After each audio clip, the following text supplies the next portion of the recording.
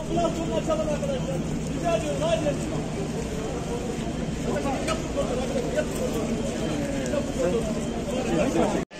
Gel gel. Tamam gel palet var gel. Gel.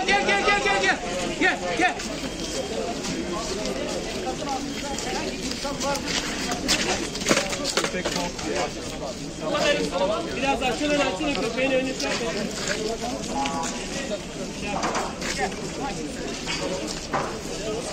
Koluna dola.